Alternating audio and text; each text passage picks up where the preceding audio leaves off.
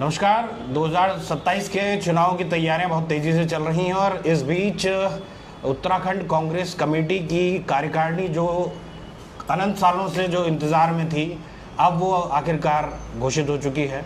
मेरे साथ कांग्रेस के वरिष्ठ नेता सूर्यकांत धस्माना जी हैं। धस्माना जी, कैसा लग रहा है सर? नई कार्यकारिणी आ गई है और नई कार्यकारिणी में आपको फिर से वही पद जो है उसमें आपको महत्वपूर्ण जिम्मेदारी मिली है। तो नहीं, मैं पार्टी का आभारी हूँ।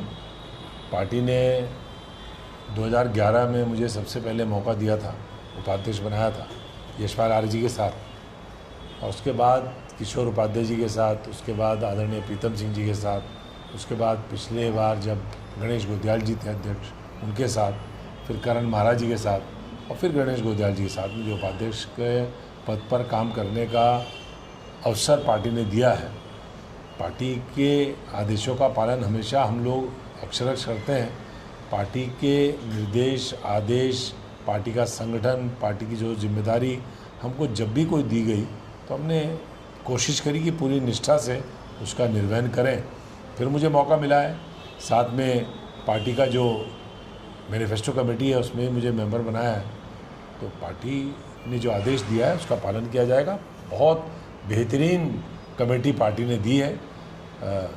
कुछ लोगों की टिप्पणी है कि लंबी चौड़ी है, बहुत बड़ी है, जंबो है, लेकिन अब चुनाव का वक्त है। चुनाव के वक्त अधिक से अधिक साथी जो अपना योगदान पार्टी के लिए दे सकते हैं, जिम्मेदारी निभा सकते हैं, उन लोगों को मौका दिया है, अवसर दिया है।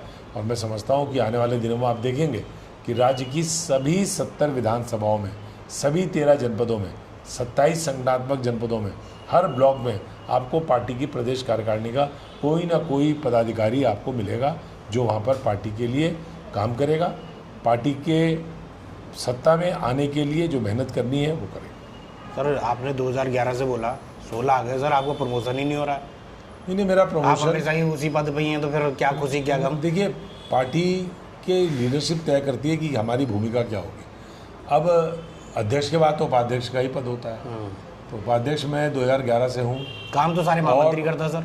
और पार्टी महामंत्री भी करते हैं, सचिव भी करते हैं, कई लोग बिना पद के भी करते हैं, कई लोग बिना पद के भी करते हैं।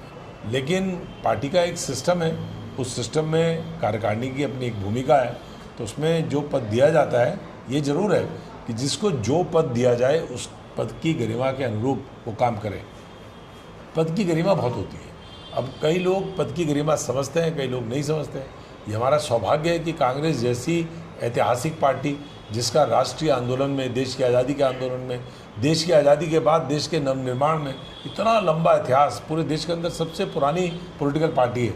उस पार्टी में अगर आपको टिकट मिल रहा है, उस पार्टी के अंदर अगर आपको काम करने का एक पदाधिकारी के रूप में मौका मिल रहा है, तो मैं तो सौभाग्य समझता हूँ, बहुत बड़ा सौभाग्य है। लेकिन उसमें ये भी तो देखना होता है सर, जैसे पद जो कम होता है ना, उसमें थोड़ी इज्जत रहती है। अब आप ही को उसमें महामंत्री हो गए, उपाध्यक्ष हो गए, उतने हो गए कि अब हर कोई तो बैंकर वही टैग लेके चलेगा। इज्जत तो अपने हाथ में है, बनाए रखने की इज्जत अपने हाथ में। तो आप काम करेंगे, आप मेहनत करेंगे, तो दो बातें बहुत इंपॉर्टेंट है जो मैं लाइफ में मानता हूँ कि मेहनत का और ईमानदारी का कोई विकल्प नहीं है। There is no alternative to hard work और ईमानदारी। ये दो चीज़ें ऐसी हैं। अगर आप मेहनती हैं तो आपकी ज़रूरत सबको पड़ेगी, अगर आप ईमानदार हैं तो आपकी ज़रूरत सबको पड़ेगी। बेईमान से बेईमान आदमी भी ये चाहता है कि उसका दोस्त ईमानदार हो। ये तो पार्टी है भाई। तो कांग्रेस पार्टी में निष्ठावान, ईमानदार लोग अगर रहेंगे और वो उनको काम करने का मौका मिलेगा, तो अब इज्जत अपनी बनाना, अपनी गरिमा, वो तो अपने हाथ में है। हम जैसा आचरण करेंगे वैसे कितना बड़ा पद मिल जाए, अगर आचरण खराब हो तो कैसे आपको इज्जत मिलेगी?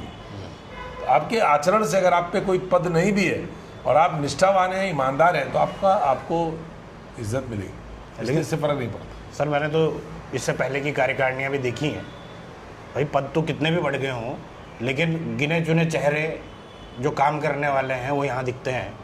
और अभी भी जो लिस्ट है उनमें से कितने चेहरे यहाँ पे दिखाई देंगे वो भी सामने हैं। तो ये उन लोगों को सबको काम पे लगाया जाए, इसके लिए कैसे? ये केवल बाराती है, बारात होती है 200 आदमी की, उसमें 2-3 लोग होते हैं जो ट्रैफिक की पूरी जिम्मेदारी, टीका सबको लगेगा, बिना बोले जिम्मेदारी ले लेते हैं। आपने देखा होगा कि कैनाल रोड से या राजपुर रोड से बारात जा रही है तो 2-3 निकल के आ जाएंगे जो कहेंगे भाई इधर चलो, थोड़ा इधर चलो, ट्रैफिक मैनेजमेंट करेंगे। ऐसे ही जिसके यहाँ बारात जा रही है बेचारा लड़की वाला, उसके यहाँ 2-4 आदमी ऐसे हैं जो बिना बोले हलवाई के यहाँ बैठ जाएंगे, भैया मसाला इतना डालते हैं, इतना डाल, सब्जी इतनी डाल। तो ये जिम्मेदारी लेने पे भी बात है। तो जो जिम्मेदारी लेने वाले लोग होते हैं वो पूरे कहीं भी किसी भी समूह में वो गिने चुने ही होते हैं। लेकिन परिवार होता है, इतना बड़ा कांग्रेस का परिवार है, तो उसमें सबको सम्मान देना है, सबको स्थान देना है, तो वो भी जरूरी है। लेकिन सर हमने भी देखा पिछले अध्यक्ष की कार्यकारिणी में आपने इतना जो है हर जगह बारात में ट्रैफिक मैनेजमेंट भी आप ही कर रहे थे, खाने का कितना मीठा डलेगा, कितना नमक डलेगा। फिर जैसे ही गणेश गोदियाल आए आप फिर दिखना बंद हो गए सर, ऐसा क्यों? ऐसा लगता है कि आपने थोड़ा फिर वहाँ पे ट्रैफिक मैनेजमेंट करना बंद कर दिया। नहीं, देखिए अध्यक्ष का प्रेरोगेटिव होता है, उसका विशेषाधिकार किसको आसपास रखे कि वो किससे काम लेना चाहे। हर एक आदमी की अपनी पसंद होती है, अपनी टीम होती है। तो हमारा पार्टी के उपाध्यक्ष के रूप में, पार्टी के कार्यकर्ता के रूप में जब भी कोई कार्यक्रम हुआ मैं कभी गायब नहीं हुआ ना, उसमें मैं सबसे आगे रहा। सही बात है। गणेश गोदियाल जी के नेतृत्व में रहा हूँ, लेकिन महाराज जी के नेतृत्व, करण महाराज जी के टाइम पे AICC ने मुझे, शैलजा जी ने संगठन उपाध्यक्ष की जिम्मेदारी दी थी। जितने दिन मेरे पास वो जिम्मेदारी रही, मैंने उस जिम्मेदारी को उसके हिसाब से निभाया, निर्वहन किया। उसी का इनाम तो है ये। मेरा तो कोई गुट नहीं है। मैं तो, प्रीतम भाई भी मेरे नेता हैं, मेरे गणेश गोदियाल जी भी सीनियर लीडर हैं, हमारे यशपाल आर्य जी, मैं उनके साथ कितना लंबा काम किया। तो मेरे तो सारे नेता हैं। और कभी कभी ऐसे व्यक्ति का ये होता है कि सिफारिश वो सोचता है कि वो कर लेगा, सिफारिश ही नहीं होती। तो मुझे ईश्वर की कृपा से, परमपिता के आशीर्वाद से और आप तमाम मित्रों के सहयोग से कभी जरूरत नहीं पड़ी कि मैं सिफारिश लगवाऊँ। तो इसलिए पार्टी ने सोचा कि इनको फिर उपाध्यक्ष की जिम्मेदारी दी जाए, दे दी। और जो पार्टी का प्रदेश अध्यक्ष बॉस होता है, लीडर अलग होता है, बॉस अलग होता है। पार्टी का जो बॉस है, पार्टी में जिसको राहुल गांधी जी ने, खड़गे जी ने जिनको जिम्मेदारी दी है अध्यक्ष के रूप में, तो वो हमारे प्रदेश के पार्टी के परिवार के मुखिया हैं। उनका जो आदेश होगा उसका पालन होगा। तो क्या आप लाइकिंग में नहीं है क्या गणेश गोदियाल जी के? नहीं, क्यों नहीं है, तो हमारे परम मित्र हैं। मैं तो शुरू से बहुत पसंद करता हूँ उनके जैसा स्पष्टवादी, बोल्ड आदमी। पूरे गढ़वाल में आप जाइए, जिस दिन से वो अध्यक्ष बने, गढ़वाल संभाग में अगर आप देखेंगे एक अलग असर है। पूरे गढ़वाल की सारी पार्लियामेंट्री कॉन्स्टिट्यूंसी जो गढ़वाल की हैं और असेंबली कॉन्स्टिट्यूंसीज हैं, उनमें विशेष रूप से एक लोगों में उत्साह है। कोई चाहे ना चाहे सूर्यकांत धस्माना जो है आने वाले दिनों में कांग्रेस में दिखते रहेंगे, क्योंकि कांग्रेस पार्टी को सत्ता में लाना है। इसलिए मैं तो कांग्रेस के हर उस साथी को चाहता हूँ जो मुझे नहीं चाहता, उनको भी मैं चाहता हूँ। और मेरे अंदर कभी, क्योंकि मैं इस स्टेज में पहुँच गया हूँ, मैं पदों में बहुत रहा हूँ, मैं राष्ट्रीय स्तर पर पदों पर रहा हूँ। और मैं 19 साल की उम्र में पूरे गढ़वाल मंडल का हेमवती नंदन बोगड़ा जी जैसे विराट नेतृत्व वाले नेता के छत्र छाया में संगठन का मैं इंचार्ज था, अध्यक्ष था। मैंने सम्मेलन कराया पूरे उत्तर प्रदेश का, मैंने राष्ट्रीय सम्मेलन करवाया शरद पवार साहब का। तो मैं तो, और मेरे अंदर आज की तारीख में जिस स्थिति में मैं हूँ, मैं कांग्रेस के एक भी कार्यकर्ता के प्रति मेरे मन में न पूर्वाग्रह है, न कड़वाहट है। सबका, जिनसे कभी रही भी होगी, ऐसा नहीं है, प्रतिस्पर्धा रहती है, लेकिन मन में और दिल में, हृदय में किसी के प्रति कोई किसी प्रकार की पूर्वाग्रह, किसी प्रकार की नफरत मेरे अंदर नहीं है। कोई रखता होगा तो उससे हाथ जोड़ करके अगर कभी पता लगे, सर यहाँ पे नहीं, कोई रखता अगर हो, अगर तो उनसे भी हम कहते हैं कि भाई हमसे कोई गलती करी हो तो हम बताएं, माफ़ी मांग लें। ऐसा तो नहीं सर, कई ऐसे भी हैं कि जो है आपको देखते ही किनारा कर लेते हो यहाँ? नहीं, हमारे तो बहुत सारे प्रिय लोग हैं आसपास, तो बहुत ही मधुर संबंध रखने वाले लोग हैं, ज़्यादा ही मधुर। सर इसमें अभी, अच्छा इस बार चुनाव लड़ने का सर कोई है आपका मन है कुछ? मैं तो लगातार सक्रिय रहता हूँ। मैं चुनाव जिस दिन हारा, में सक्रिय हैं इस बार? 2022 में मैं चुनाव हारा, पूरी तरह से सक्रिय हूँ। लेकिन मैंने ये भी अनाउंस कर रखा कि मेरा पट्टा नहीं है भैया। अच्छा, मेरे से बेहतर कैंडिडेट पार्टी को मिलता है, पार्टी जरूर लड़ाए, बिल्कुल ऐसे कोई, और उसके लिए पूरी ईमानदारी से काम करूँगा। दिनेश अग्रवाल जी ने मुझे हराने के लिए पूरी ताकत लगाई थी 2013 में, लेकिन जब वो चुनाव लड़े 2018 में, मैंने पूरी ताकत लगाई उनको जिताने में। मैं कांग्रेस का वफादार हूँ, मैं व्यक्तियों का वफादार नहीं हूँ। तो इसलिए पार्टी कहेगी तो मेरी तैयारी, मैं तो जिस दिन चुनाव हारा 2022 में, उसके अगले दिन काम करना शुरू कर दिया। कैंट में कोई पब्लिक का समस्या हो, अभी पुल टूटा तो पुल टूटा, कैंट को जोड़ने वाला पुल है वो, पूरे पछवादून ग्रामीण से, तो उसमें सबसे ज़्यादा बारिश में धरने में जाके मैं बैठ गया, हमारे साथ और भी बैठे। हम तो सबको कहते हैं नए लोग आए अपनी संगठनात्मक गतिविधियाँ करें, संघर्ष करें और टिकट पाएँ, उनके लिए हम काम करेंगे। अग्रवाल जी से ज़्यादा ही नाराज़गी थी क्या आपकी? नहीं, मेरी कोई नाराज़गी उनसे आज भी नहीं है। मेरे तो बड़े सलाहकार हो रही हो। वो तो हमारे इतने सीनियर लीडर हैं पूरे प्रदेश के, लेकिन वो ये बात तो सच है कि उन्होंने पूरे खुलेआम मंत्री रहते हुए पार्टी के साथ गद्दारी करी, पार्टी के साथ धोखा किया और बहुत सारे लोगों को, जो नेगेटिव लोग थे, उनको जोड़ करके 2013 में चुनाव हरवाने का काम किया। कांग्रेस थोड़ी हारती, 2013 में तो सबसे कम मार्जिन में मैं आप चुनाव, मेरे से पहले सूरज सिंह नेगी लड़े, वो तीसरे नंबर पर रहे। मेरे बाद जो लड़े वो खुद दिनेश अग्रवाल लड़े, मैं हारा था 20,000 से, वो हारे 40,000 से। तो सारे रिजल्ट्स आपको मालूम है। तो इसलिए मैं कह रहा हूँ ये बात, हम पार्टी का कोई भी व्यक्ति अगर पार्टी के कैंट से या फलाना सीट से या अलाना सीट से, हमारा कई जगह नाम लोग ले रहे हैं, लेकिन किसी को भी किसी भी सीट पर टिकट मिलेगा और पार्टी का मेरी ड्यूटी लगाएगी।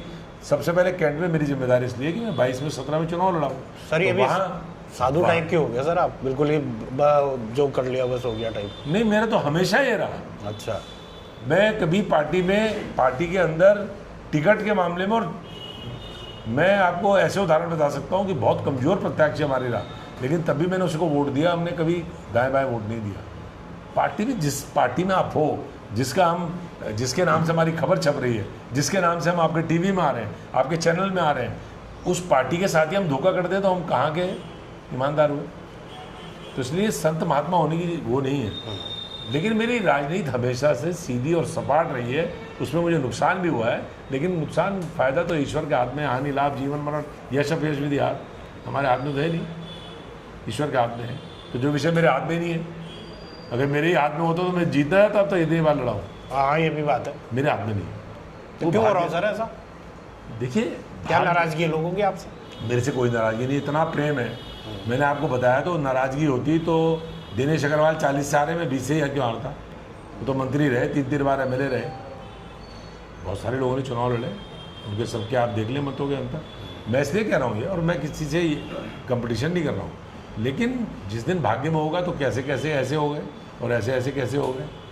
लेकिन जिस दिन भाग्य में होगा तो अपने आप त्रिया चत्यम पुरुषस्य भाग्यम देवो न जानी कुतो मनुष्यम। इसके बारे में मेरा निर्णय हो ही नहीं सकता, और मेरा कोई चल ही नहीं सकती, आपकी भी नहीं चल सकती। हानि लाभ जीवन मरण यश अपयश विद्या, 6 विषय जो ईश्वर ने अपने हाथ रखे हुए।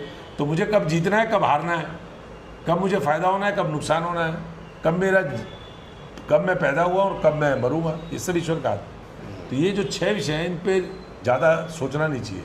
इसीलिए मैं प्रसन्न रहता हूँ, और इसीलिए मैं जिस दिन हारता हूँ अगले दिन फिर आता हूँ। तो देहरादून को तो कहते हैं कि भाई ये पहाड़ी बहुल सीट है, लेकिन यहाँ पे जो है आप जीत नहीं पा रहे हैं, तो फिर क्या पहाड़ी लोग आपके साथ नहीं रहते क्या? अरे सारे पहाड़ी मेरे साथ रहते हैं। मैं तो DAV कॉलोनी में जब मैं जीता हूँ चुनाव, तो आप उस दिन का इतिहास देखिए। देहरादून के अंदर कभी किसी को गढ़वाल का व्यक्ति हो, कुमाऊँ का, वैसे तो मैं कभी जात धर्म क्षेत्र पूछता ही नहीं हूँ, लेकिन मेरे दफ्तर में आइए, और आप यहाँ भी जब दफ्तर में थे आप देखते थे, ये भी गढ़वाल के तो थे रेंजर साहब रावत जी, जो अभी मेरे पास समस्या लेकर आए थे। सारे जितने लड़के लड़ रहे हैं UK 888 ऑफिस में, बाहर धरने पे बैठे हुए, ताला लगाए थे आप? तो वो मैं, सारे तो गढ़वाली थे, सारे पहाड़ के थे, गढ़वाल के, कुमाऊँ के। 22,000 साढ़े 22,000 जो उपनल में कर्मचारी, यानी संघर्ष के लिए धसवाना चाहिए, लेकिन वोट देने के लिए धसवाना नहीं चाहिए। ये मेरी प्रवृत्ति है, सेवा करना, काम करना। जो जिसकी प्रवृत्ति है वो अपना करे। चलो, अब लैंसीडॉन में भी चर्चाएं आपकी बड़ी बलवती है। 2007 के बाद फिर से आपका जो है परचम वहाँ पे पोस्टर ये दिखने लगे हैं, लोग बोलने लगे हैं। लोग चाहते हैं, ये आप कह रहे हैं ना कि लोगों को नफरत कहाँ है, लोग चाहते हैं।